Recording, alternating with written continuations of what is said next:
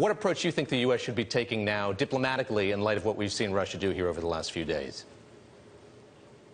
Well, the U.S. has to decide how it's going to respond to this major Russian strategic move of the last week. To think that the Russians have now completely repositioned themselves in Syria, built up their military apparatus.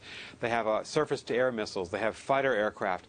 And they're conducting major bombing campaigns against some groups that are friendly to the United States and Britain and other Western countries. So, if you will, it's a policy that needs a response. We have seen, I think, on the part of the United States, a belief that perhaps Putin has bitten off more than he can chew, that he's going to get into trouble, that he won't be able to sustain these operations.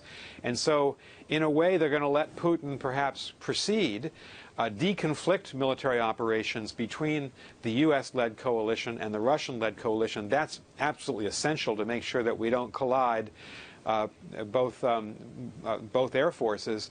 But you haven't seen the kind of strategic countermove from the United States that I think a lot of critics have called for, which would be for the United States and its allies to arm the moderate Syrian rebels and to intensify our own air campaign against the Islamic State. Perhaps that's in the future, but right now I think President Putin is the one with the initiative. What have the hurdles been? I know a lot of people have floated the idea of the U.S.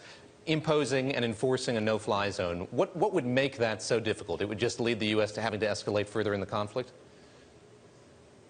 Frankly, I think the administration has probably exaggerated the degree of difficulty here. We have a lot of experience in setting up no-flight zones. We've done it many times in Iraq in the past, and to great effect in the past. And there's an obvious need for it. The Syrian government is using barrel bombs, firing them indiscriminately into civilian neighborhoods to kill thousands of Syrian civilians, to terrorize them. They're creating the refugee stream by blasting into civilian neighborhoods, Aleppo, for instance, and near Damascus. And so to create exclusion zones where refugees could go for support and for safety, and to have the protection be a no-flight zone is something that we know how to do very well, and we have the alliance for it, because Turkey is now part of the U.S. alliance and is working with the United States, finally, after many years of not doing so. The Arab countries are quite accustomed to working with the United States, and of course the European allies in NATO. This is what we do as a matter of course. So I think it's possible to do if the Obama administration wishes to do it. It appears that the administration just doesn't want to be pushed into any kind of more pronounced role in Syria.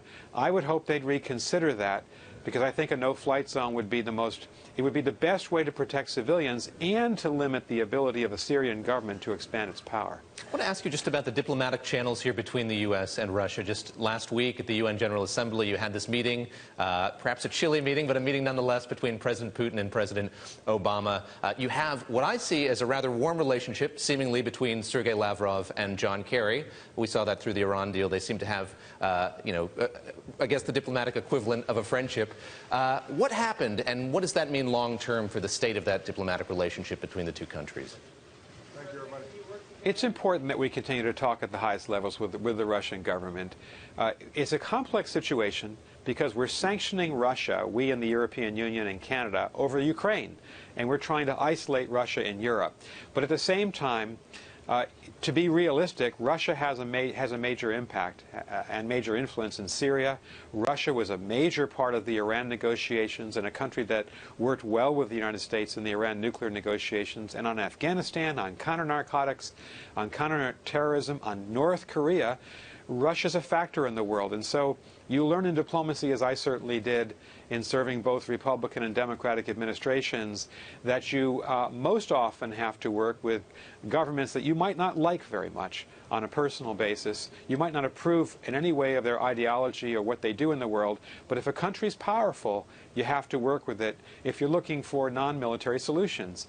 And in Syria, that war is going to end eventually, maybe years from now, unfortunately, at the negotiating table. That's where wars typically end, and that will mean that the United States and Russia have to talk. I don't think President Putin and President Obama have an effective relationship right now, but Secretary Kerry, because he's had to work with Minister Sergei Lavrov on so many issues, they seem to be able to work together and to communicate clearly, and I think that's a positive for the United States.